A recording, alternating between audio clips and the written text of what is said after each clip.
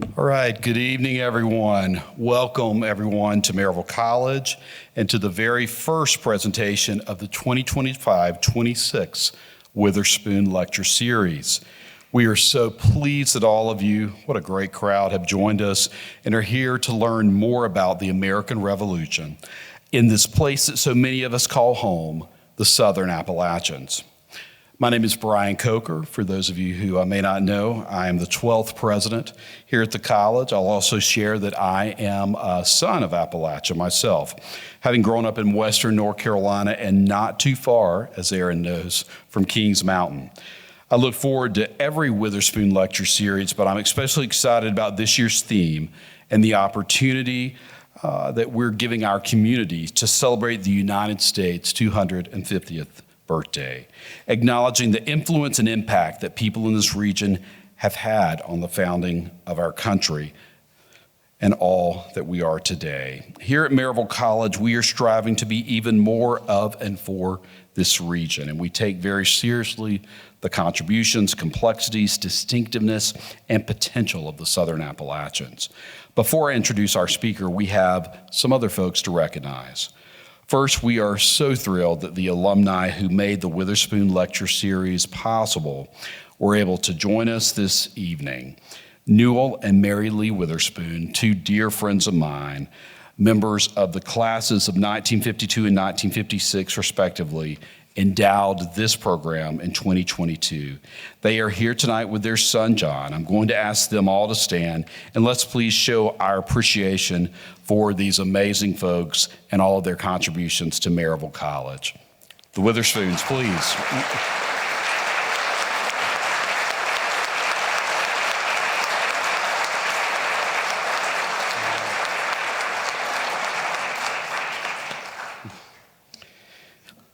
In endowing this series, Newell and Mary's intention was to bring to the campus presentations by outstanding academic and professional individuals and to support opportunities that bring campus and the wider community together to learn more about and discuss topics that are important, timely, and of broad interest. This year's theme and speakers certainly check all of those boxes. We'd also like to thank the Mary Blunt chapter of the Daughters of the American Revolution who are providing refreshments in the lobby after tonight's lecture, and we encourage all of you to partake of those refreshments tonight. As many of you know, this is the first of 3 lectures in this year's series. Next Monday, February the 16th, we will welcome Dr. Michael Lynch to discuss the Over Mountain Men. And on March 23rd, Dr. Chris Magger will cover Wataugan self-governance and the Declaration of Independence. We hope to see you back here on Monday. Now for tonight's speaker.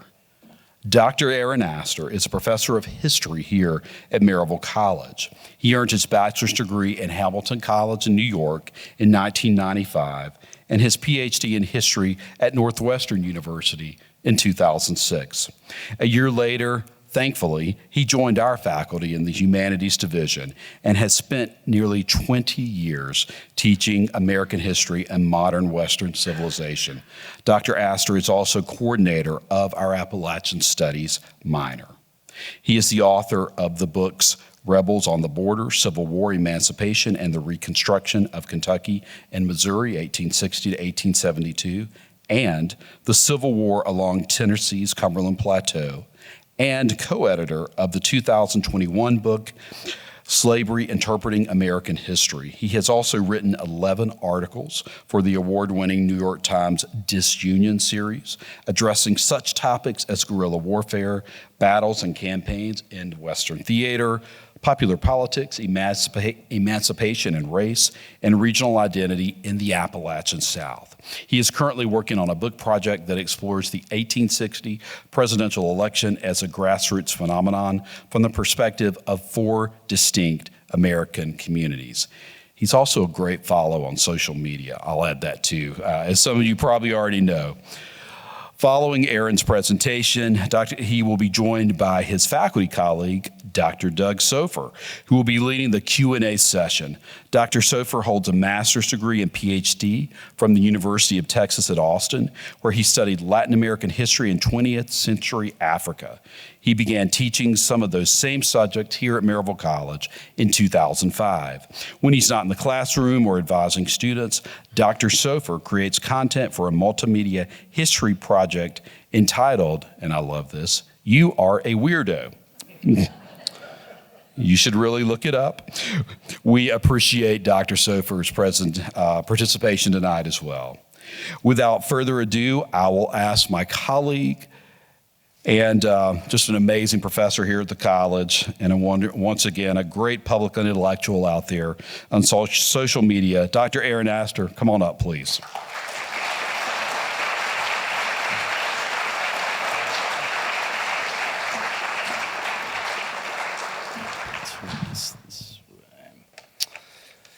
You really should check out that podcast. It really is excellent. I'm a weirdo too, I guess. I first want to thank President Brian Coker for the kind words of introduction. Also, of course, would like to thank Newell and Mary Witherspoon for their generosity in supporting this lecture series. I'd also like to thank Karen Eldridge and her team for doing the legwork and organizing and promoting this important event for the college and for the community. And of course, I want to thank everybody here for your patience with this crazy weather that we've had of late. It's so crazy, it's like spring now. We've all had to be a bit flexible, so I appreciate everybody being willing to come out tonight as we contribute to a national conversation about the 250th anniversary of American independence. Flip here. Okay. Now, I'd like us to take a look at the 4 images on the slide here. They all come from one particular place, a place that really emerged as the nexus for much of what I'll be talking about tonight. In fact, also what Dr. Lynch and Dr. Magro will be discussing in the next 2 lectures in the series. This is Sycamore Shoals in Elizabethton and Carter County, Tennessee, northeast Tennessee. It was here that the Overmountain men gathered before venturing on to the Battle of Kings Mountain. It was here that the Watauga Association, it's kind of hard to read it up there, I think it's even hard to read it in person, but it was here that the Watauga Association offered a, quote, dangerous example of self-government before the Revolution, 1772. It was also here that one of the most controversial land deals in early American history unfolded on a territory claimed by both Virginia and North Carolina, and also kind of by neither of them, to purchase much of Kentucky from the Cherokee. A land deal that would end up being rejected not only by colonial law, but also, very importantly, by the son of one of the main Cherokee signatories, all of which would be a catalyst for a war that would last for 20 years. What we're going to talk about today is a story of 2 intertwined wars, the American Revolutionary and the Cherokee-Chickamauga Wars, where lands would be contested, loyalties divided, liberties and rights defined, and legacies secured. I use that in plural for a reason. Our landscape in East Tennessee is dotted with dozens of historical markers commemorating complex and often tragic events from this era. You all have probably seen them, I've certainly seen them, and never really quite understood how they all fit together. Well, tonight, my aim is to make sense of this story, to explain its deeper context, to connect its disparate parts, and to offer a way to understand how the United States and the Cherokee Nation truly came into being.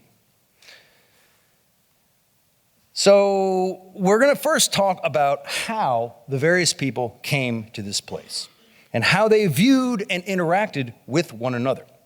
Then we'll look at the changing colonial context, where the politics of alliances for indigenous and European peoples shifted in the middle of the 18th century. Within this context, we'll then get into the revolution itself and the emergence of an expanding American empire in the West. Throughout, we'll notice a pattern, a cycle of wars and treaties and divisions over such treaties, and then a new round of war.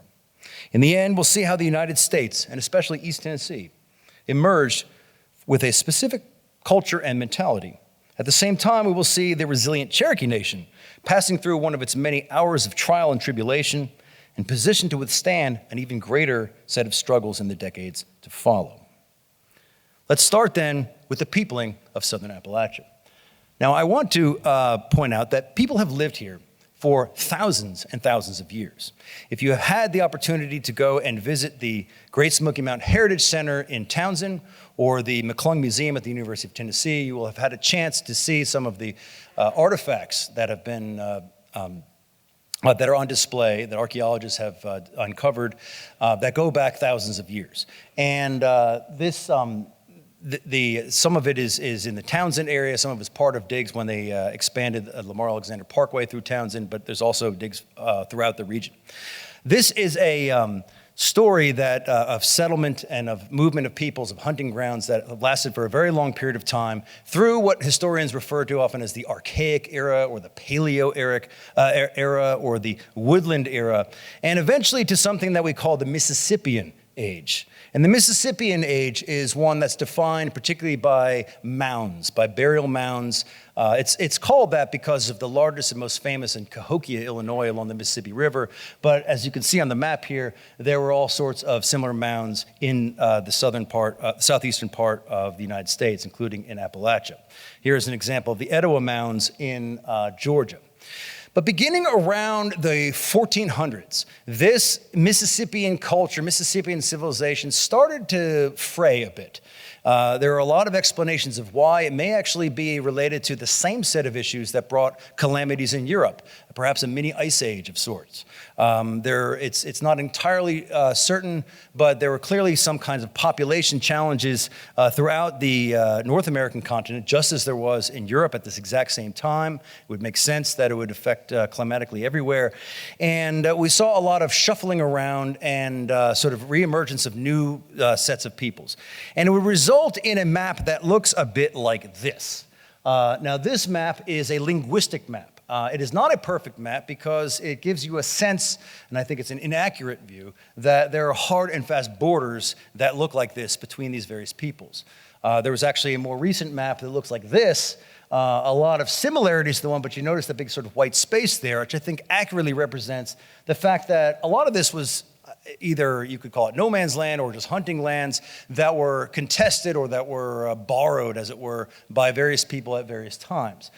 The most important thing for our purposes today, though, is if we look in this region here where we are in Southern Appalachia, you notice color-coded wise, there's 4 different colors. And each of the colors represents a different language grouping. And oral tradition tends to back the notion of alliances that developed often along lines of linguistic origins. The smallest would be the Siouan peoples, the Catawba, particularly over here. The Yuchi are now generally thought to be a language isolate and not necessarily a Siouan, but they were part of the mix. The light pink, which stands for the Algonquian peoples, which was a very, very important set of nations that you see both in the Midwest, but also along the East Coast. These are the people who the first settlers of Virginia and Plymouth and Massachusetts encountered when they arrived. Down at the bottom, the dark red here, just at southeast, but they're generally the Muskogean peoples. These are probably the closest relic of the Mississippian Age, and that would include the Creek, the Choctaw, the Chickasaw, and many others. And then, of course, there is the dark purple, which stands for the Cherokee. And the Cherokee here, there's another dark purple over here, the Tuscarora in eastern North Carolina, the Nottoway smaller. These, as you can see, are isolated. They are separate from their distant Iroquoian cousins up in New York State. They speak an Iroquoian language. It's not exactly certain when they would have separated. It's a bit, I suppose, like in Europe, how Romania is sort of separated from other Romance-speaking languages in Western Europe. It seems kind of an oddity when you think about it. But in fact, the important thing for our purposes is that they were surrounded by people who were not natural allies to them. Now, one reason why that makes sense is because this is the mountains. And as is true in mountainous areas around the world, and it's true in Switzerland, it's true in Lebanon, it's true in Afghanistan, it's true in the Balkans, mountainous areas tend to shield minorities, minority peoples of some sort. It tends to provide an extra layer of protection so that way they do not have to naturally form as wide alliances as would need be. And the Cherokee certainly fit the bill. And we're going to be talking a lot about the Cherokee tonight. Now, I mentioned one thing I have not mentioned yet is the appearance of Europeans. And you're going to start seeing the appearance of Europeans in the 1530s with De Soto in 1539, and later with Juan Pardo about 20 some odd years later. And they are going to travel into the interior of the country. They're going to interact with, they're going to record what is essentially the kind of collapsing of this Mississippian culture and the emergence of some sort of new system. Now, they did not stay permanently. In fact, they didn't even really survive. But they were some of the first windows into this area, certainly introduced some trade goods, and unfortunately, they also, of course, introduced disease, which would accelerate this process of the collapse of that older order and perhaps the emergence of a new one. Now, if we look closer at the Cherokee, though, there's another important thing to consider here, which is that where they lived was primarily in towns. And the towns correspond on a modern map with the very top end of South Carolina, up in this area, and a little bit of northeast Georgia. The heartland, the middle, out, and valley towns of southwestern North Carolina, which largely corresponds actually with the Qualla boundary of the Cherokee Nation today, Eastern Band Cherokee Nation today. And then, of course, closer to here are the overhill towns along near from Von Orr down, if you drive down Ballplay Road, along the Little Tennessee River, places like Sitico and Toqua, Tomotley, and of course Tanasi, which gives its name to our state. Those communities are all along that area. And of course you can see little Maryville right at the top. This is a map that was produced in 1761 with more detail. I'm going to talk about it a little bit later, but it was a detailed map of the overhill Cherokee country by a guy named Henry Timberlake. And here is a sort of representation of what one of these villages, the village of Chota, actually looked like. Now, that's one way to depict Cherokee society. And it's a pretty accurate one, especially when you consider from a political standpoint, it was a very decentralized political order. Each individual Cherokee village was largely self-sufficient. There was not a centralized sort of national kind of policy making. And that's going to have implications when it comes to matters of war and peace. Each individual village is going to go, each individual town is going to make choices of war and peace depending on its own circumstances. And that's going to potentially produce some divisions. But there's another map of the Cherokee Nation or Cherokee lands that's going to look very different, and it's this one, and it's much bigger. This map shows the claims that the Cherokee made, not just for their towns, which are primarily in this area, but for their hunting lands, which stretch all the way down into the Midlands of South Carolina, west into Middle Tennessee, and all the way up to encompass much of Kentucky and even parts of Southwest Virginia and down to North Alabama and North Georgia. Obviously, it is a much larger extent. What's important here is that this is not just going to be Cherokee land. In fact, there's going to be a lot of overlap, particularly in Kentucky. As you can see, the Iroquois, who have, by the 1670s, have also laid claim to this land in Kentucky. Oh, and they're not the only ones. So too have the Shawnee. And which means that Kentucky, which is going to be later on referred to as the dark and bloody ground, for a reason. This is a highly contested hunting ground. It is not, there's not going to be permanent settlements there, but it is a place that various native peoples are going to prize, especially for its game and for its natural resources. Excuse me. Now, let's turn to the peopling of Appalachia coming from the east. And here we're talking primarily of Europeans and also Africans. It's important to mention right here that we are not talking about one ethnicity or one language group. We are, however, primarily talking about people settling under the legal authority of one particular crown, the British Crown. But these are people who are of Scottish background, of German background, particularly the Palatinate along the Rhine River, certainly from England itself, many from West Africa who have been taken over as slaves and have passed into this backcountry, and also French Huguenot, French Protestants, including people, which may be one of the smaller groups, but would give us some very, very distinctive and very, very influential figures like John Sevier, Jean Xavier, which is where his name comes from, or David Crockett, who was an ancestor whose name was de Cockatanya. So there is definitely a multiplicity of ethnicities that come to settle in Appalachia. But for tonight, we're going to focus on one. We're going to focus on the group known as the Scots-Irish. They are hugely important not only in the founding of Maryville College and the founding of East Tennessee, but are very, very important in this story. But I do want to stress that they're not the only ones.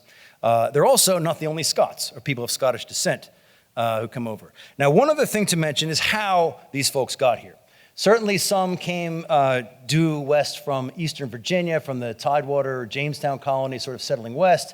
Some of them drifted down into North Carolina, former indentured servants, for example, or also some old planters, wealthy planters with enslaved Africans going into the valley. But most of them actually came in through Philadelphia and went west towards Lancaster, down towards Gettysburg, and then down through western Maryland and going down the Great Valley of Virginia, reaching what was once called Big Lick, is now called Roanoke, and then for the time heading due south into the central and western part of North Carolina and the upstate part of South Carolina. Later on, others would continue in a southwesterly direction towards Abingdon, and then would either turn west here, going up through Cumberland Gap into Kentucky, or continuing down in this direction into what will become Tennessee.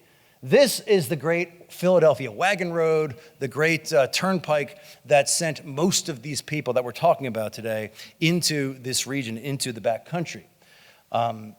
Now, when we talk about the Scottish, though, there's a kind of an irony here, and I know there was a Robert Burns supper, and I know that we love to talk about kilts and bagpipes and so on. I hate to break it to everybody, but we're representing the wrong Scots. Yes, we are the Maryville College Fighting Scots, but if we're going to be proper historians here and not myth makers, the irony here is that the Highland Scots, who of course are celebrated here in this culture, were actually not the people who generally settled in this area. The Highland Scots, a number of them did come to North America, primarily settling in the Cape Fear area. But what's interesting about them is when it came time for the American Revolution, they were almost unanimously supportive of the crown. Yes, they had been brutally expelled after the Battle of Culloden in northern Scotland. Why in the world would they have come around to support the British?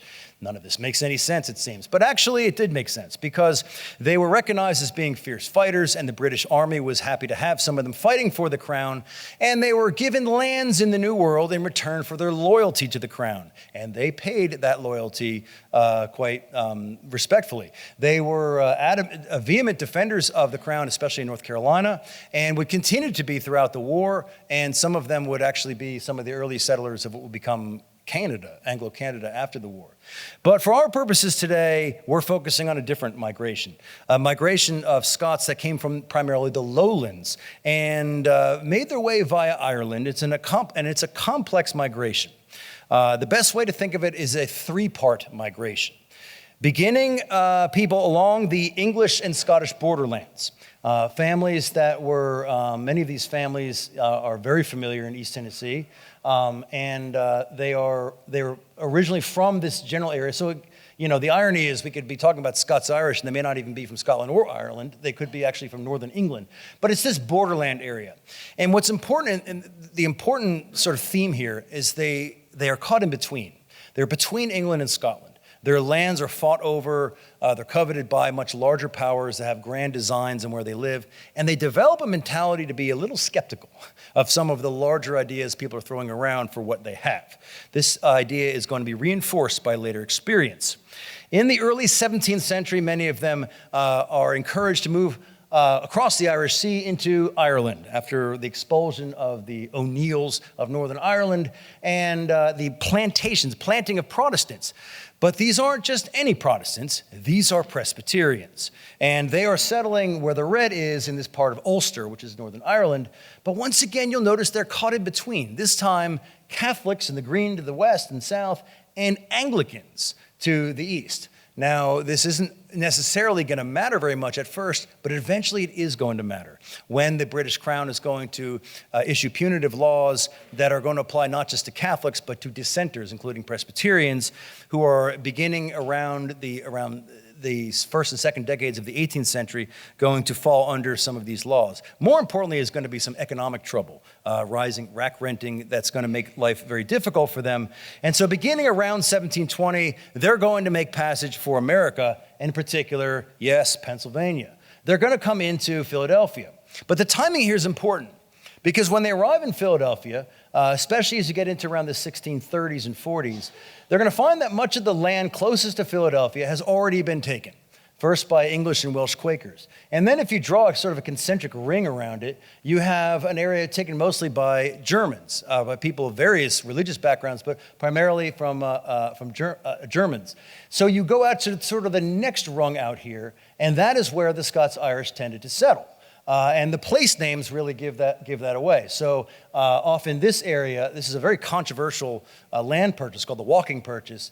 There are towns that are named like Bangor, which is actually a name that coming from Northern Ireland. And of course, there's names over here like Antrim and Donegal that are clearly taken right from, and Cumberland too, taken right from Northern Ireland and Scotland. There's even a Scotland PA that's in this area. This is where most of these folks are settling. The center of their settlement is going to be where it's now Harrisburg, or was called Pakistan at the time. Now, what's important again is they're finding themselves caught in between. This time, to the east, the south and east of them, there are the English and Welsh Quakers and Palatine Germans. To the west is the Lenni Lenape Indians. But what's important here is that this Pennsylvania colony started off as a peaceable kingdom, William Penn's dream of a just relationship with the native peoples. That dream fell apart, especially when William Penn died in 1718 and his sons simply did not have any of the idealism and started to drive, let's just say, a harder and frankly fraudulent bargain a few times, including this infamous Walking Purchase over here, and really poisoned relationships with the Lenni Lenape, who were forced out of this area and were forced to move west and started looking for their own allies and finding them with a very, very different and hostile colonial force, the French.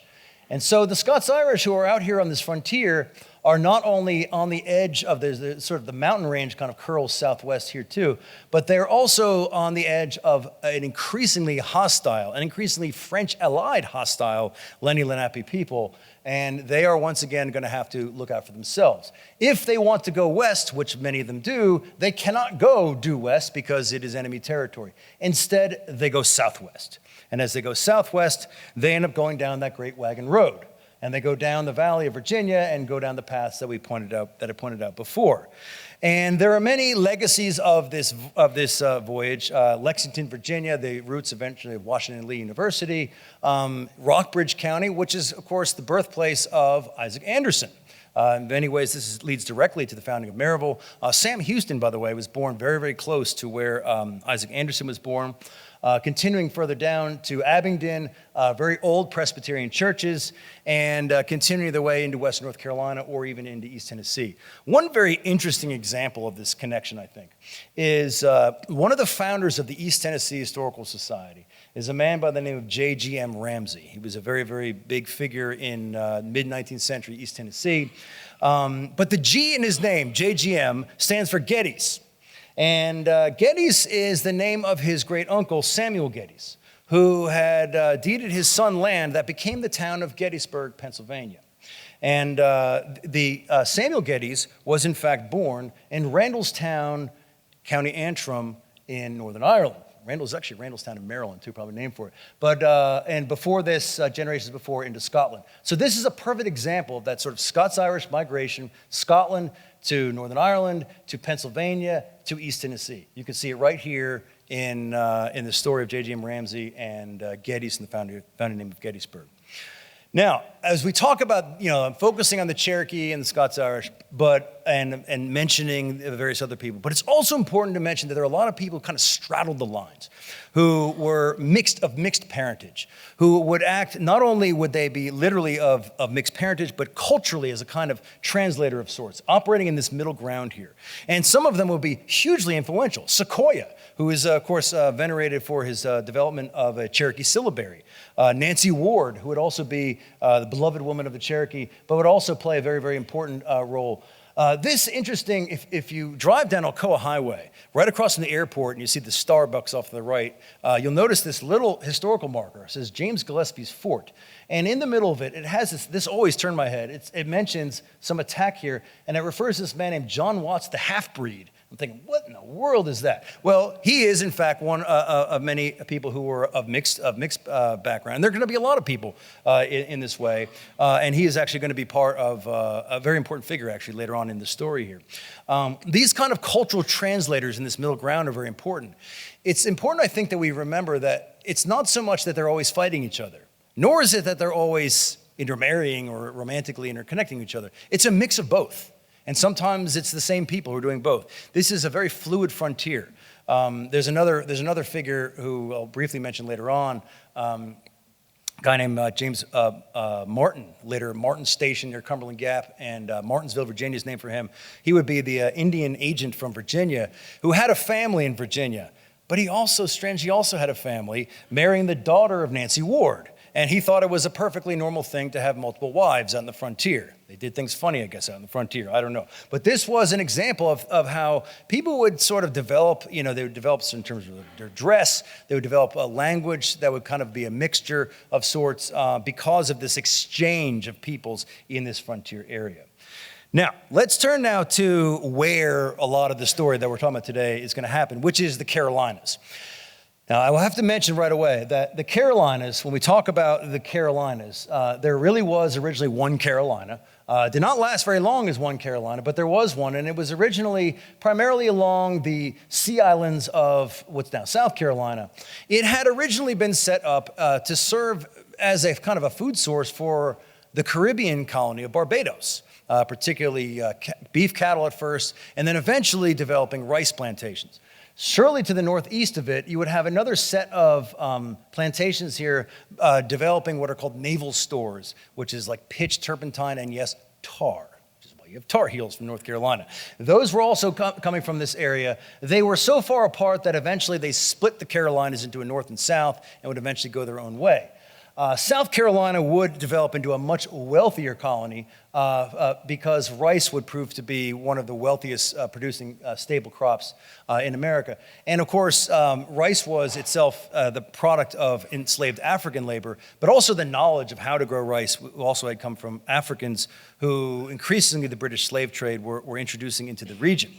Now, while that is the sort of colonial backdrop, and of course there's also Georgia, which started off as an experimental colony later on until it became a little more like South Carolina. This was, while this is the early story of South Carolina, these aren't generally the folks that settled in the area that we're talking about. Okay, so the low country of South Carolina, there are a handful of people that moved to the Northwest. Most of the people who end up settling in the Northwest of South Carolina or Western Carolina came down from Pennsylvania or perhaps from Virginia. They did not necessarily come up from the coast. That said, the events that happen along the coast are very important in this bigger story here. In particular, relations with Native peoples in eastern North Carolina, a series of really disastrous wars between 1711 and 1717. The first was called the Tuscarora War, and this broke out in 1711 and resulted in a very complex series of alliances and loyalties between the British and some other indigenous peoples. And the Tuscarora were defeated and were largely expelled. The Tuscarora left this region and moved to essentially upstate New York, becoming the sixth nation of the Haudenosaunee or the Iroquois Confederacy. Shortly after that, though, the Yamasee and other people who had kind of emerged as dominant here then went to war with the various other peoples. This nearly wiped out the South Carolina colony, but by 1717 was, in fact, they were defeated. And so after this calamitous period, not only was the Carolina colony now put under direct royal control, but the British authorities there realized, they sort of took stock, well, who stood by us and who didn't at the end? And the one group of people that tended to stand by them against the Yamasee were, yes, the Cherokee. The Cherokee did not generally live this far south, but their hunting lands came very close to it. And beginning around the 1720s, you would see a cultivation of very friendly relationships between the South Carolina colony and the Cherokee further up. And they would start mapping out from memory, basically, all these various, this trail. I don't know if it follows Interstate 26 today, but it kind of goes somewhat in that direction, in a northwesterly direction from the coast into the Midlands and upstate of South Carolina. This was a very, very strong alliance and even resulted in a treaty which actually handed over some land to the British. That was kind of the lands that they weren't really using very much, I suppose, but they got some promises that there will be some perhaps limit of encroachment upon their land and certainly some trade goods, including guns. This British-Cherokee alliance would be a very important one and would last for decades. But again, I want to stress here that the people who come into the Carolinas, who are going to come into conflict with the Cherokee, especially as they are settling in lands that were traditionally Cherokee, they're not coming up from the low country. They're coming down from Pennsylvania. They're going down this valley road. Here's a sort of a larger picture of it. They're coming down this road and settling in this area. So as far as they're concerned, they don't really talk much to the people down in Charleston. They probably still don't. I don't know. Dr. Crane could tell me about what people in Spartanburg really think of people in the Low Country. But it's they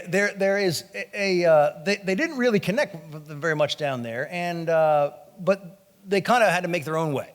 And that's going to be a pattern that's going to continue. The people in the uplands of South Carolina and Western North Carolina are going to feel abandoned. They're going to feel that they are surrounded by people who are hostile to them, who they have not personally set up peace relations with, and they don't really understand why these peace deals are even there in the first place, and you're going to see some misunderstandings that could eventually lead to some trouble. Now, I want to make a couple points about values, okay? Because, and I want to be careful about not overstating this, but I do think it's important to mention them. The British colonies, and this would include a variety of these ethnic backgrounds, had some values about land. They believed that land is privately owned. They believed that land could be owned for speculative purposes, to be bought and sold like real estate, or it could be land that you live on. It was not just simply passed through heredity. That was the case maybe in England, but was not necessarily the case here in America. It was very important to survey your boundaries, even if they used the old meets and bounds system where they say, 3 yards past the oak tree, whatever. They still believed there was a boundary, a hard and set boundary that you could map out to determine where your property ended and your neighbors began. You had legal title to that land. And very importantly, young men sought land ownership. It was equated with liberty itself. This was true throughout the British colonies and into the early period of the United States, into the times of Jefferson and Jackson, that to be free meant to own your own land, meaning that you were not in debt to anybody else, you did not have to rent from anybody else. This is how they equated being free. It wasn't just about freedom of speech or freedom of religion, those were certainly important, but it was about economic self-sufficiency, which would come with land ownership. This was a very, very closely held value among those in the British. And this is true even if you had originally come from a French Huguenot or German background, that most of them had embraced this value. Now, the Cherokee had a very different view of this. I mean, not only they were a matrilineal society, which is different in terms of a role of women in public discourses, but also that land was held in common.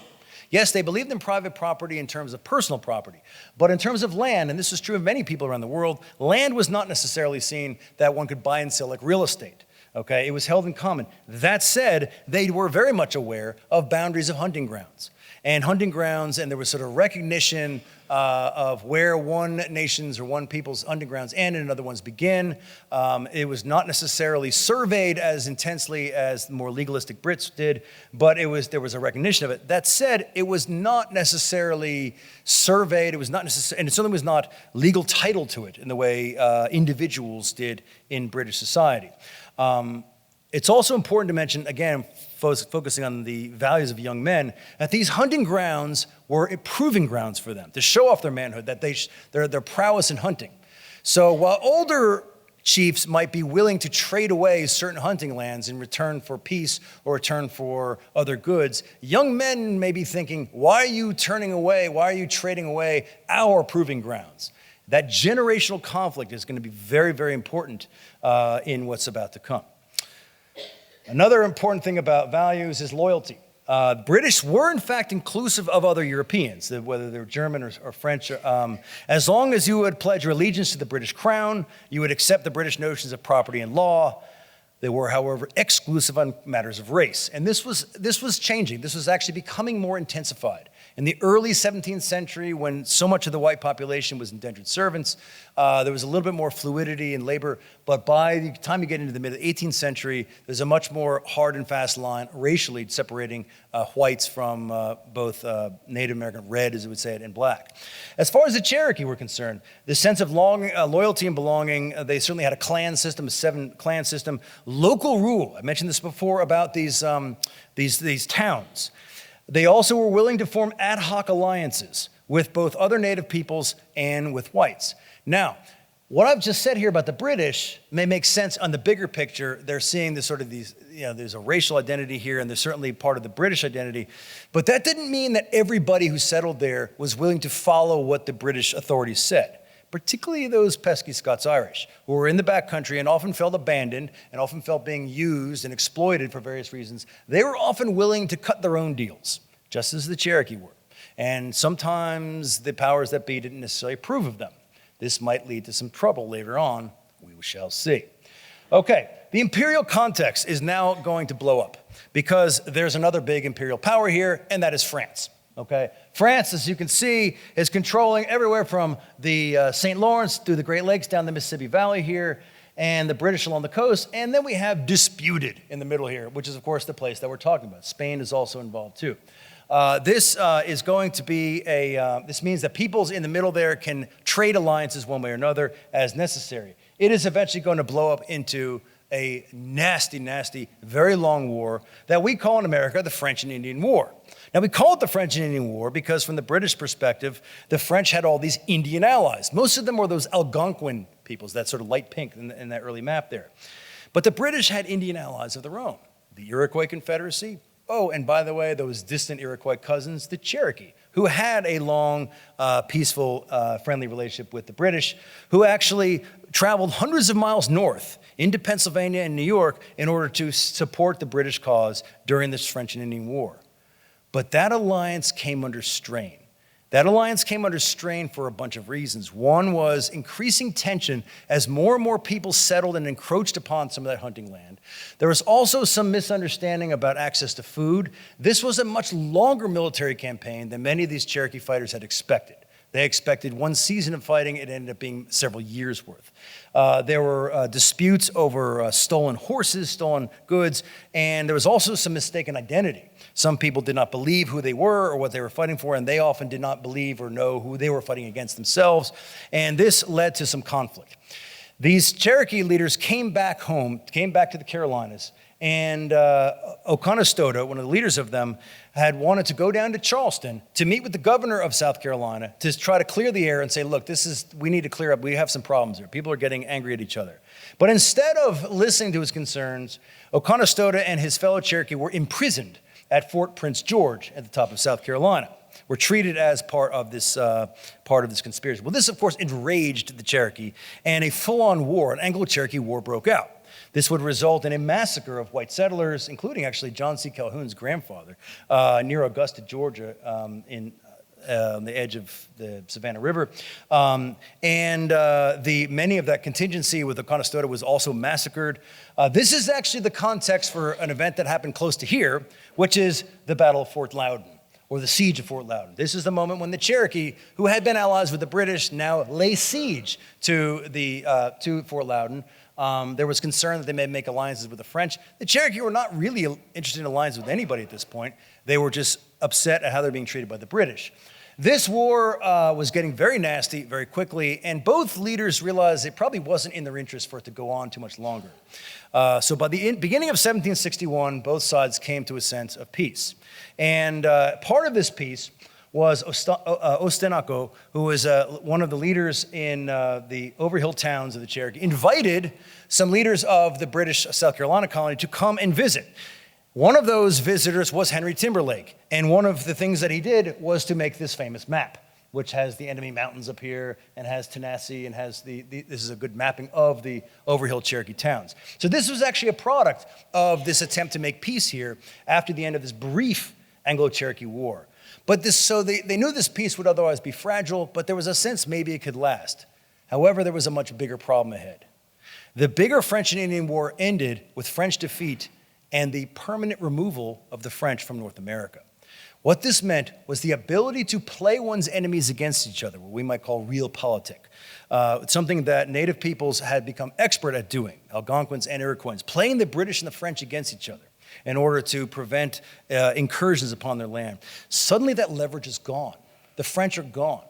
And now there's panic ensuing among Native Americans in the West. They realize that their ability to prevent westward settlement is now severely challenged. And one guy is going to take matters in his own hands, Pontiac, an Ottawa leader in Michigan who attacks the British fort of Fort Detroit and then leads a multinational alliance of a kind that has not been seen in a very long time, a pan-Indian alliance, to attack the entire Ohio country and then going into Pennsylvania. This gets very, very ugly very quickly. In the middle of this, there is another really, really horrific event, when this time coming from the side of the Scots-Irish in that Paxtang area, where many of them now see all Indians as suspect. This is an increasingly racialized conflict here, and even go so far as to massacre peaceful Christianized Conestoga Indians in Lancaster, Pennsylvania. After being told that this was a terrible thing to do, these people were not your enemy, they said, "Who the heck are you to tell us this?" And they then marched on Philadelphia. Ben Franklin had to sort of tell them to chill out. But what their point was that the Quakers leading Philadelphia were hypocrites. That here they were depending on the Scots-Irish to be their buffer, to sort of hold off these enemy Indians to the west, and not providing the protection that they had demanded. And so who were they to tell them, those folks on the frontier, that they should cool out and they should be who they should trust in their midst? Needless to say, things got very ugly here, and also got increasingly racialized. And the powers that be and the British authorities realized they needed to do something to prevent this from getting completely out of control. So they established this proclamation line, which basically said that settlement cannot go past this line. But this line, as you can imagine, was not very easy to enforce. In fact, very quickly, you saw settlers violating it. Now, this line didn't come out of nowhere. If you look at this other map here, this shows settlement. And the line largely corresponds with where, this refers to the sort of smaller settlement. And the British are thinking, okay, so this area will fill up in the sort of central Carolinas here. Surely all the way out here, we don't need to worry about that yet, right? Well, the problem is when the French and Indian War ends, you now see a new wave of people coming over, particularly Scots-Irish. And not surprisingly, they're going into the edges of the backcountry, and they're figuring that they can settle in this area, and that's immediately going to put that proclamation line in jeopardy. The British are talking with two voices here. Okay. On one level, they're saying, you're not allowed to go over there. We have a peace deal with the Indians here. We don't want to mess that up. On the other hand, they're openly supporting and publishing maps like this one that includes nice references to, quote, a fine, fertile country by all accounts. And it's referring to area in Cherokee land. Okay, area that is supposed to be off limits. Now, what kind of message are they sending, right? On one level, they're saying, you can't go there. Another saying, wouldn't it be cool if you went there? You could make a nice farm for yourself, okay? And you can imagine many of these, particularly Scots-Irish, who are already kind of skeptical of whatever the big claim is from Britain, but they're thinking, okay, fine, yeah, I'm going to use this as a tool to say where the land should be, okay? I'm going to go out there. And so this is going to lead into not only more settlement in the West, but also deep distrust of their own authorities in the British-controlled colonies to the east. There are, however, a few attempts to draw some new boundaries, some new treaties. There's a Treaty of Fort Stanwix and one called Treaty of Hard Labor. It's the name of a site in the Carolinas. And then one called Treaty of Lochaber. And this starts to sort of spread some of this land west. At the same time, some of these settlers are now thinking that they want to go explore some of this land, and including particularly a young Daniel Boone, who is going to pave the way. I mean, he's not the first guy through it, but he's going to really try to build out this wilderness road through Cumberland Gap into the backcountry. Unfortunately for him, on one of these trips, his son gets ambushed and killed by a group of Indians who are multinational, okay? And so now this is showing that this is the risk here. You're going west in this land here, and you're not supposed to, but you're giving these mixed messages here. Well, the Virginia governor, Lord Dunmore, once again realizes this is out of control, but he wants to send a message that he's going to back these westward settlers. And so he launches his own attack on the Shawnee, particularly in the northwestern part of Virginia, and defeats this guy, Cornstalk, at the Battle of Point Pleasant, and essentially forces them to relinquish their lands in this Kentucky area. But again, this is sort of setting a tone that this backcountry, and this is right before the revolution is about to start, this backcountry is already getting very contested as more and more settlers want to move there. Well, all of this is going to lead finally to our first slide here, which is at Watauga. Because here we get the mother of all corrupt land deals, where you have a guy named Richard Henderson, a land speculator, who has this plan for building this massive territory called the Transylvania Colony. No, not that Transylvania. The Transylvania Colony, which is going to include much of essentially Kentucky. And he actually is a couple deals. There's the Transylvania Colony, and then there's a couple other grants that are sort of nearby. But this is deeply problematic. I mentioned at the very beginning, this land, this Sycamore Shoals area, no one was really sure, it has been surveyed, if it was part of Virginia or North Carolina. No one really knew if they had any authority to do this. And the governments there, even those who were generally supportive of Western migration, said, this is sketchy. You should not be doing this. No, you can't do this deal at all. And Henderson said, blah, blah, blah. We'll go out there and we'll even have our nice little, Transylvania House of Delegates meeting under this random tree. That guy, Joseph Martin, the guy who had his extra wife out in the country, here he is, looking all dapper. And I mentioned before, he helped to survey a lot of this land going out here. But it's important, and there were other proposed, at this point, Transylvania colony was a proposal of Vandalia up here. They're thinking about what the West is going to look like. There also, of course, were a lot of Cherokee here. In fact, hundreds, with some of the most respected leaders, Attakullakulla, Oconostota, Sabanuku, who had signed this treaty. But not everybody agreed. In particular, this guy, Dragon Canoe Tsiyu Gansini, who was the son of Attakullakulla. And he gave a speech that I'm going to read in full because it's really important. And it really, I think, sets the stage for where it unfolds from here.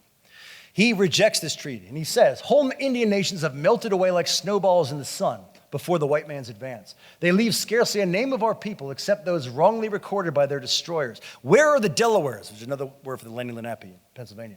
They have been reduced to a mere shadow of their former greatness. We had hoped that the white men would not be willing to travel beyond the mountains. Now that hope is gone. They have passed the mountains and have settled upon Cherokee land.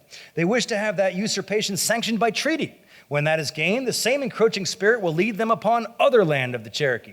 New cessions will be asked. Finally, the whole country with the Cherokee and their fathers have so long occupied will be demanded, and the remnant of the real people, once so great and formidable, will be compelled to seek refuge in some distant wilderness. This is quite prophetic. There they will be permitted to stay only a short while, until they again beheld the advancing banners of the same greedy host. Not being able to point out any further retreat for the miserable Cherokees, the extinction of the whole race will be proclaimed. Should we not therefore run all risks and incur all consequences, rather than to submit to further loss of our country? Such treaties may be all right for men who are too old. Remember, I'm talking about age, right? Men who are too old to hunt or fight. They have no problem selling us out. As for me, I have my young warriors about me. We will hold our land. And this is really where the wars really take off. Because now Dragon Canoe is going to lead a coalition. And it's not just going to be Cherokee. It's going to include Shawnee, including Cornstalk, who was the leader of the Shawnee, who had been defeated at Point Pleasant in 1774. And several others, including Muskogee Creek and others from the Northwest, are going to join together here. Because they realize, as Dragon Canoe pointed out, there's no end to this. There's more and more settlers coming in. And of course, they have a different idea about land here. They have a different idea about, especially the young men, view the future as having this land, but they have a different idea of what to do with it. And of course, there's a contest over this same exact land. There'll be more high-profile captures. There's even another child of Daniel Boone, Jemima Boone, will be captured and rescued. Cornstalk, very importantly, would come down to Chota.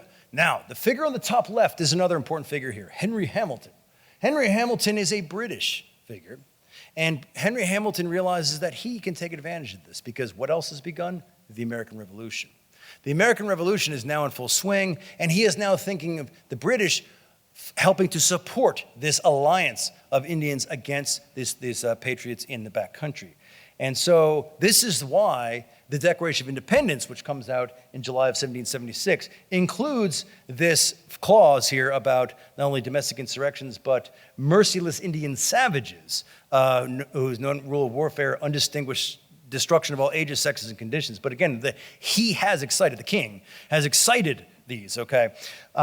This is referring to partly to Joseph Brant and the Mohawk in New York, but it's also referring to Dragon Canoe. It's referring to Cornstalk and Henry Hamilton, who is openly encouraging these attacks on the settlers of the backcountry.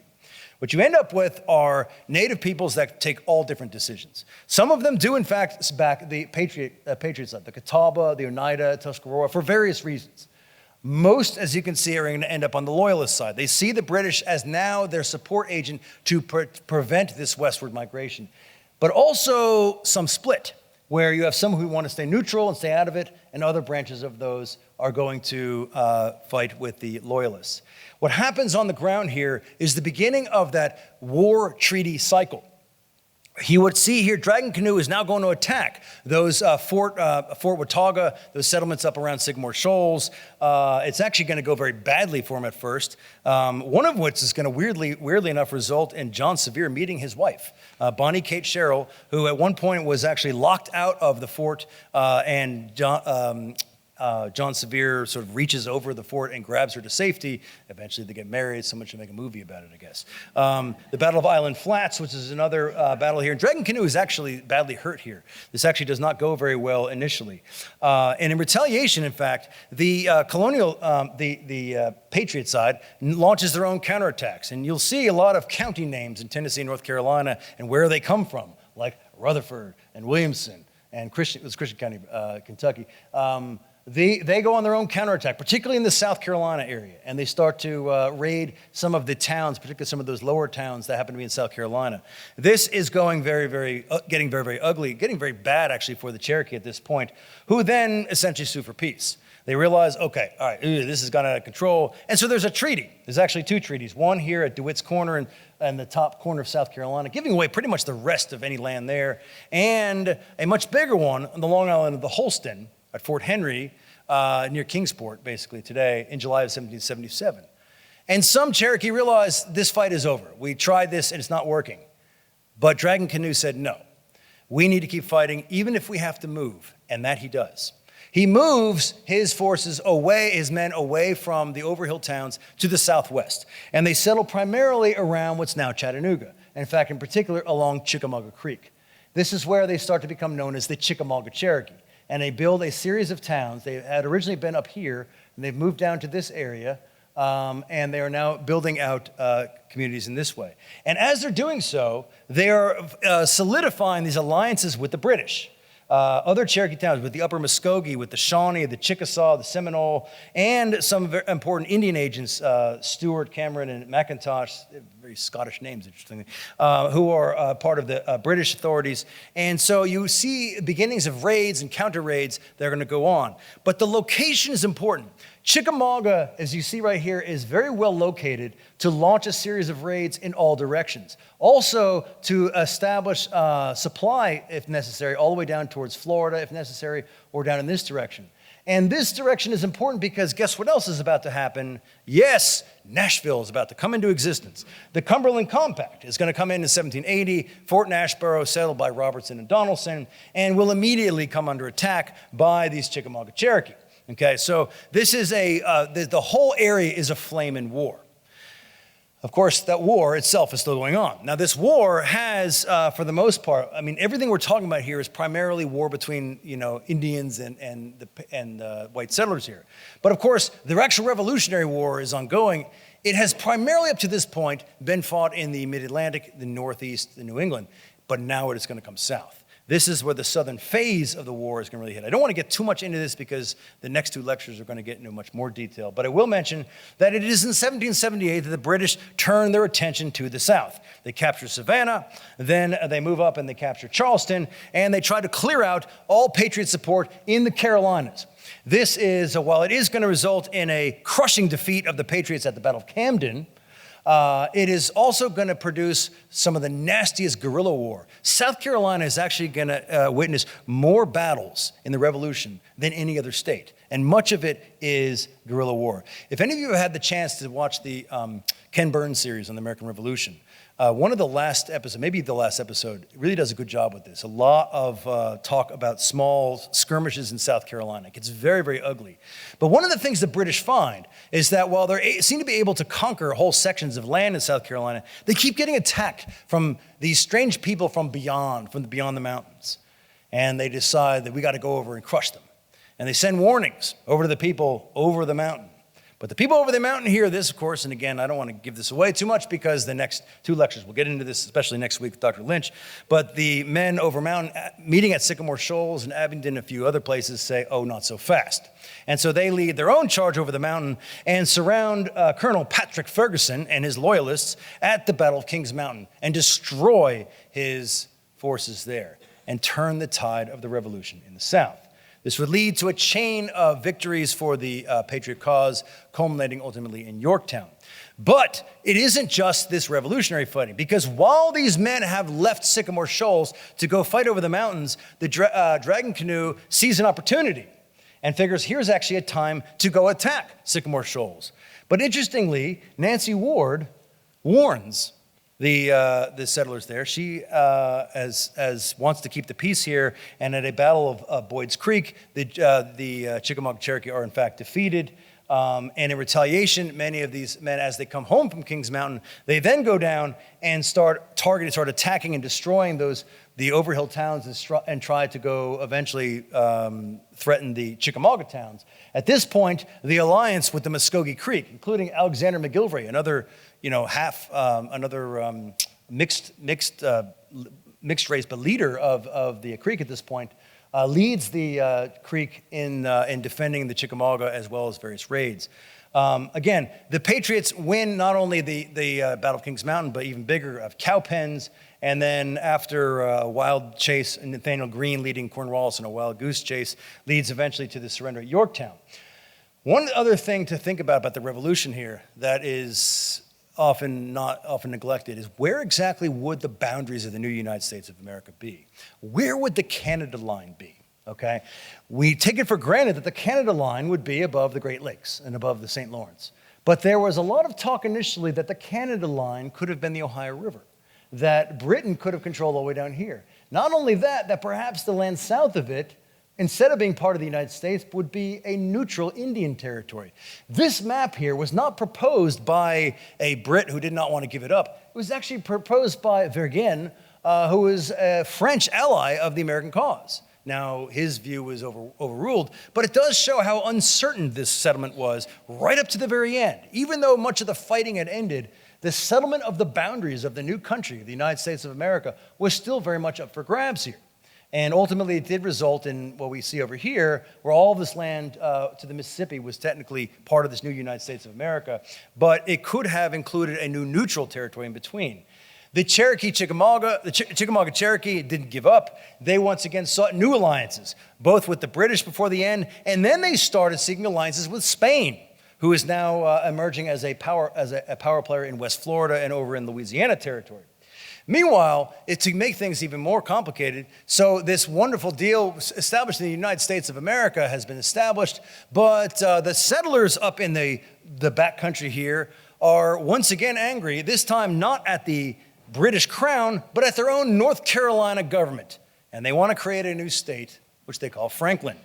And at first, one of the reasons why the state of Franklin is proposed to be the 14th state is because of this concern that they are not being protected against these ongoing wars, these Cherokee-Chickamauga wars, ongoing raids. North Carolina and its leadership to the east, which was, it's eventually Raleigh, I think it was Hillsborough at one point, but it was way to the east. And many of them, this is not just true of the old British colonial governor, even the new patriot governor of North Carolina kind of neglected the backcountry and said, you guys are troublemakers. And they said, okay, yeah, I guess we're troublemakers, but we're here on this land, and if you're not going to give us the protection we want, we're going to form our own state that will do it. We're even going to create treaties, like the Treaty of Dumpling Creek, which I promise you did not give us Buc-ee's. But it was Dumpling Creek. I think that is there, right? It's Kodak, right? Maybe it did give us Buc-ee's. I didn't know this. But the Treaty of Dumpling Creek was a treaty that the state of Franklin tried to propose. The problem, of course, is the state of Franklin never succeeds. It's never recognized, and it disappears. And so this treaty sort of goes away. So here's another messy part of the story. It's almost like that old Henderson Purchase. It was an illegal treaty, but they tried, I guess. Okay, but the United States of America, which is for real now, does in fact establish a treaty called the Hopewell Treaty, which does start to establish a permanent relationship with the Cherokee, and even for the first time acknowledges the permanence of a Cherokee nation. It does confer this land south of Nashville, and it provides some semblance of peace. But again, not everybody agrees to it, particularly Dragon Canoe. And Dragon Canoe responds to this, who sees these settlers immediately violating this treaty, including by settling right here by a new series of attacks. This is, in fact, when John Craig's Fort is built. John Craig's fort is, of course, right down the street from here. That is the fort around which this town of Maryville is created. When Samuel Henry Station comes a little later, and of course, James Gillespie's fort, which I mentioned before. But this is when Blount County starts to be settled. And this is when you have a lot of these forts, because it is at this point when they're thinking, because of this Treaty of Dumpling Creek, that they can now settle there, even though the Treaty of Hopewell, even though the Chickamauga Cherokee do not accept that treaty. And so there are more attacks. There are more attacks of this area, more attacks of the Cumberland settlements. Again, they're rejecting the Hopewell Treaty. Here's a map of the actual Blount County forts. So it's that, I mean, I think it's easy to understand why the forts were there, but the timing is interesting. This is not during the Revolutionary War. This is afterwards. But these wars have gone on. And this is the time of the state of Franklin, when we're part of the state of Franklin at this point, but who knows for how long. And then there's even another crazy conspiracy. The people who live out in the West are finding themselves being ignored. Okay, so the state of Franklin thing is canceled. So what else are we going to do? There's even now talk of joining Spain. Yes, there's a conspiracy led by a spy, James Wilkinson, for Kentucky. But in Tennessee, too, there's talk of the Tennessee heroes like Robertson and Sevier are talking about an alliance with Spain, that perhaps they will provide the protection for these areas. The irony is that those same Spaniards are actually supporting the Creek and supporting some of these same attacks. So it's a double-edged Spanish conspiracy. It is one of the many reasons, it's not the most famous one, but it's one of the reasons why the Articles of Confederation simply did not work, replaced by the Constitution, which finally establishes a federal territory called the Southwest Territory. And here we finally see the end of the story. We start to see the end of the story. The area you can see up in the top right here is around Knoxville. It is going to come in with a treaty called the Treaty of the Holston, which is finally going to establish, particularly around the Knoxville area, that this land is going to be recognized. Although, once again, not everybody, Dragon Canoe still does not accept it. But Dragon Canoe dies a year later.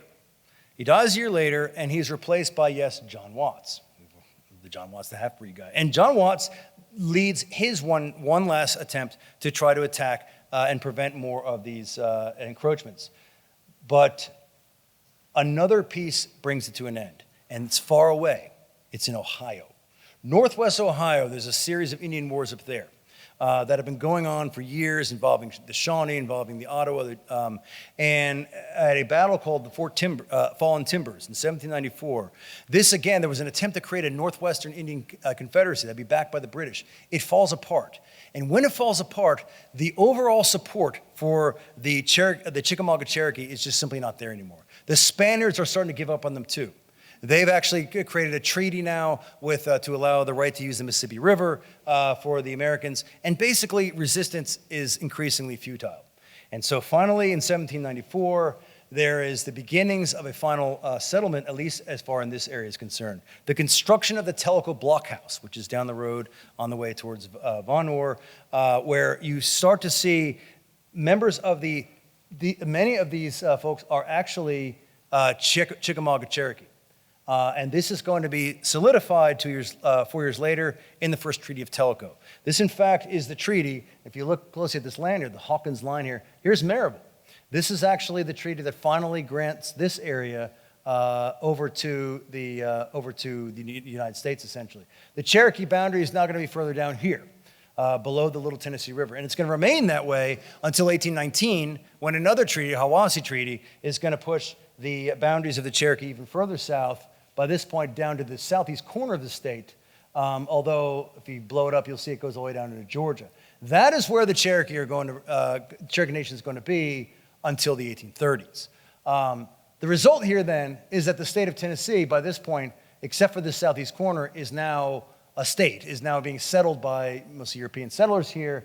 The Cherokee Nation has adjusted, is essentially no longer at war, and starts constructing a society that's actually going to start to resemble very much the societies around it, including plantation slavery, including large conversions to Christianity, including the usage of a writing system thanks to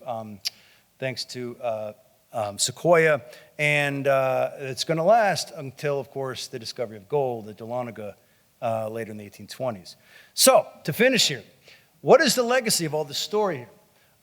This is not only an American Revolution, a creation of a new country, it is clearly the product of a creation of a westward expanding empire. They wouldn't technically call it an empire, but it was. Jefferson would call it an empire of liberty. But this was clearly a story of an expansion, and there was really no end to it. Whether later on you call it manifest destiny, these settlers, there was simply nothing that was going to stop it. And it was going to be driven on the ground. It didn't matter if people back east wanted to prevent it, if they wanted peace to prevent it. Those out there, the settlers on the edge, they were going to keep pushing it, whether they were allowed to or not. This, of course, was going to lead to massive demographic transformation as native peoples were now pushed entirely to the west, ultimately with the Indian Removal Act of the 1830s. It really, I think, underscores the values of localism. The fact that much of this action is not driven by the national capital, or by Britain for that matter, but by people on the ground who are sort of taking things into their own hands, sometimes coming up with fraudulent treaties, sometimes pushing things their own way. But this is also true of Native Americans and how they don't have necessarily a centralized body that's organizing. They have to, and they're splitting constantly over exactly how to respond to this.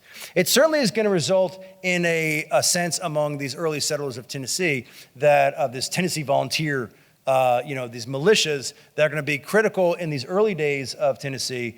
There's going to be another big round of it in 1812. It's not surprising. This is, in fact, where the Tennessee Volunteer name comes into existence.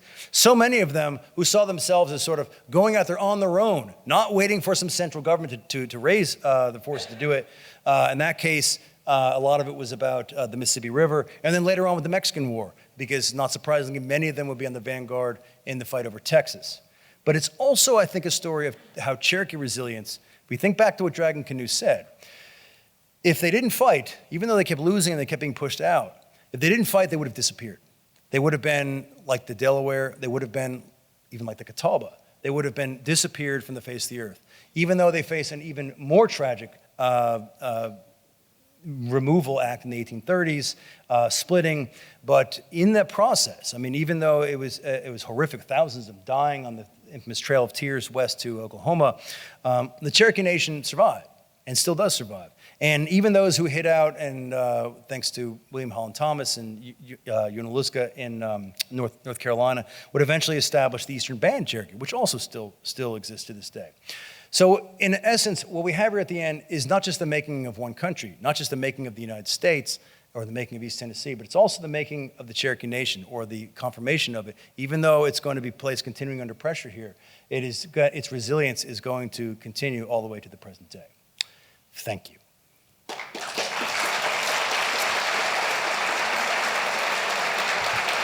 All right.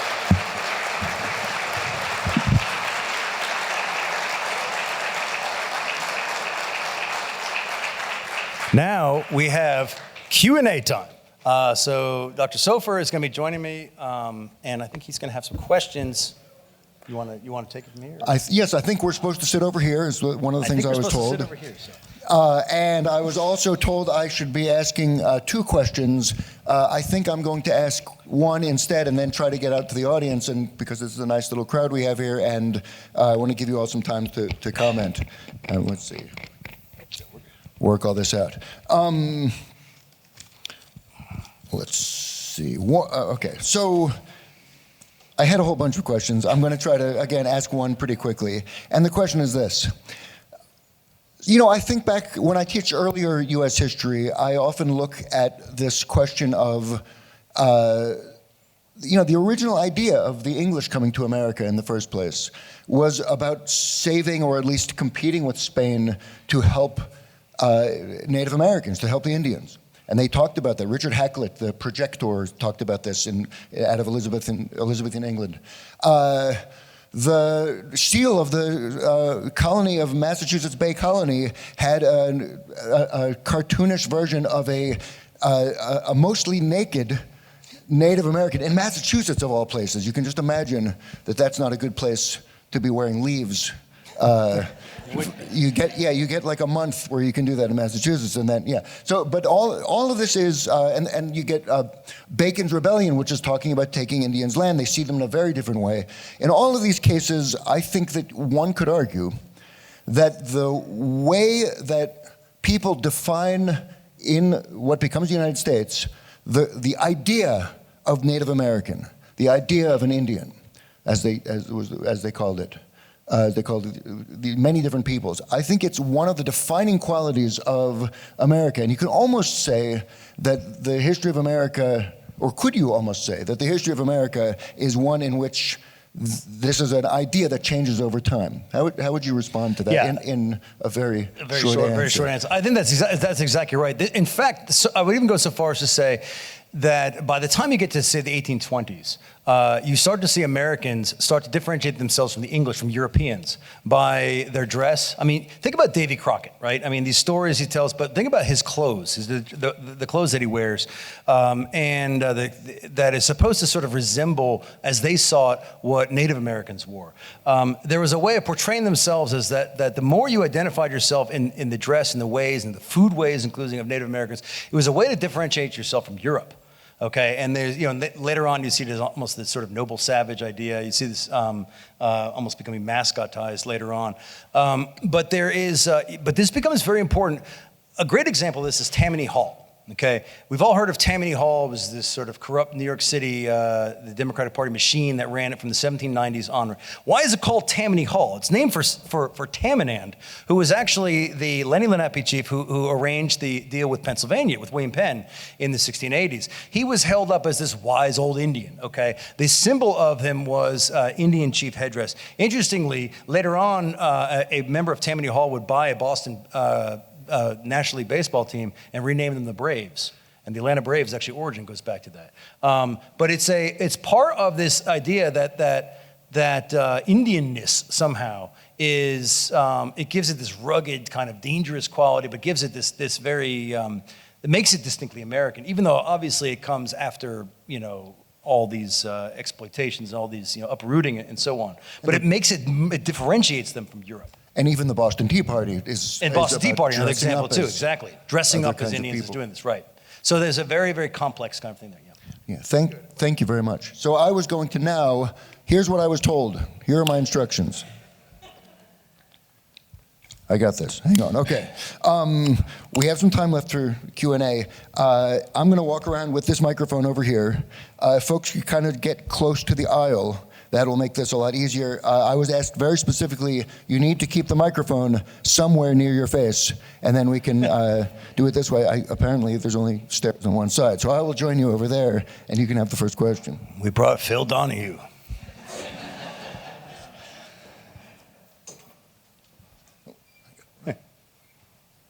We'll make it work. Okay, I'm the regent of Cabot Station in Knoxville, Tennessee for the Daughters of the American Revolution. Great. You had a slide up there really quick. Can you tell us more about Cabot Station? Do you feel like putting it up there so I can take a picture for Facebook? Well, yeah, let me put it up there. Yeah, I did. That was, when did I have Cabot? There it is, Cabot Station. Yeah, so this is one of those last raids, a half mile north. It says, the important thing here about Cabot Station was how late this was, okay? The story here is September of 1793. This is one of the last raids when Dragon Canoe is dead at this point, and now John Watts is now leader of the Chickamauga Cherokees. So this was part of one of these last raids against Knoxville. They're trying to go after James White's fort near Knoxville, and so I mean that's the reason why I put it up there. It was actually a war party under Doublehead. And Doublehead was one of the people, if you notice, Doublehead here, who was leading this one of the more savage chiefs of the tribe. But you notice that Doublehead actually was one of the people here at Telka Blockhouse, who has actually signed, he sort of recognized that the gig was up here. So the important thing about the Cabot Station here is Alexander Cabot and his settlers. It was a massacre. Was how late it was, and so it ended up being one of the last. It saved Knoxville, basically. What's that? It saved Knoxville. Yeah. I mean, right, because he saved. Well, there was the massacre was the attack on them, but there was a counterattack that basically they rallied. I mean, that's what these guys are supposed to portray them as kind of rallying to save James White's fort, to save Knoxville. But again, the important thing here is how late it was, that this was one of the last ones, and Doublehead, of course, ends up, suing for being one of the people signing the peace deal at Telka Blockhouse 1 year later. I'm glad you brought that up. Thank you so much. Yeah. Thank you. What other questions do you all have?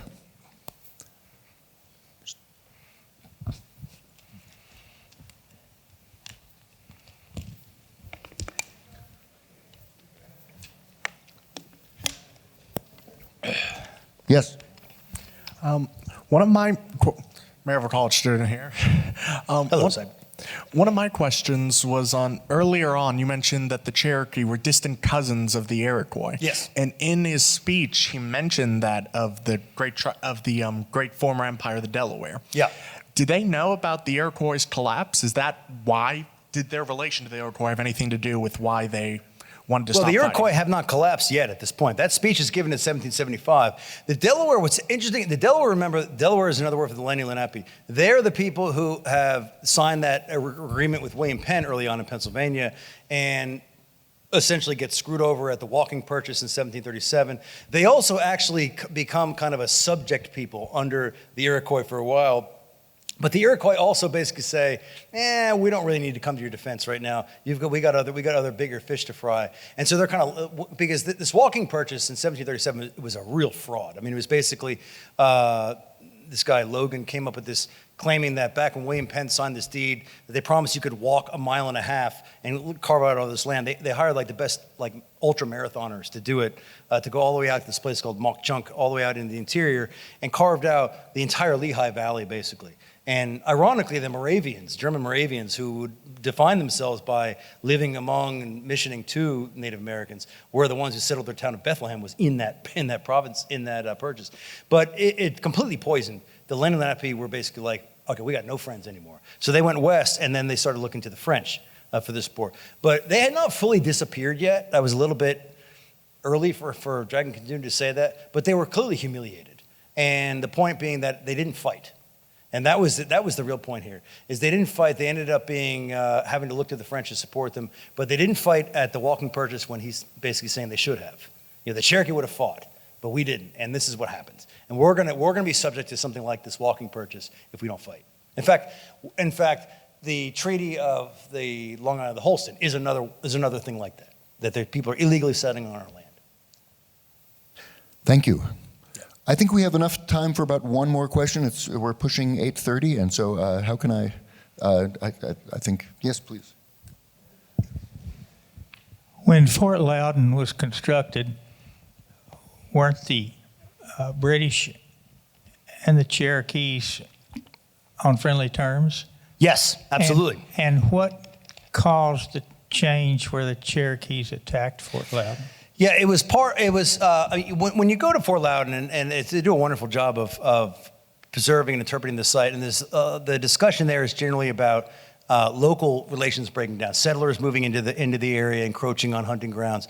But it's actually part of a larger story. Part of that Anglo-Cherokee War that broke out when the Cherokee had been supporting the Iroquois and the British against the French up in Pennsylvania, but relations broke down. There was accusations of theft. There was accusations of, these wars have been away too long. And then Oconostota thought that he could smooth things over down in South Carolina, and then instead got imprisoned at Fort St. George, and then even later massacred. And this is when a full-on war broke out. And so the massacre at Long Canes happens at this point, and the Cherokee now are like, okay, we'll show you how vulnerable you are up here in Fort Loudon, Fort Loudon was essentially a way to say the French need to stay out.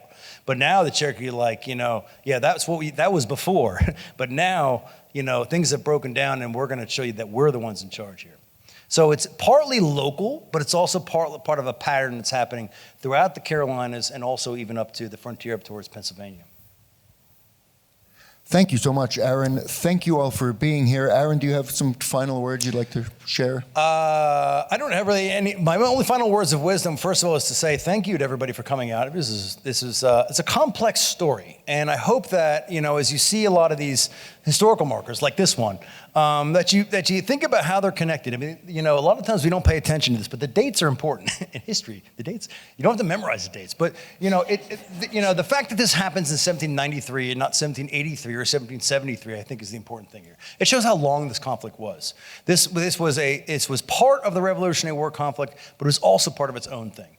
And I please invite you all to come out on Monday when Dr. Michael Lynch from the Lincoln Museum and Lincoln Memorial University, he will come out and really talk more about the Revolutionary War itself and the Over Mountain Men and the Battle of Kings Mountain. Certainly our friends here from the DAR, definitely, you guys would definitely love to come out for this. I'm excited for it. So I just want to say thank you again for coming out and have a good evening.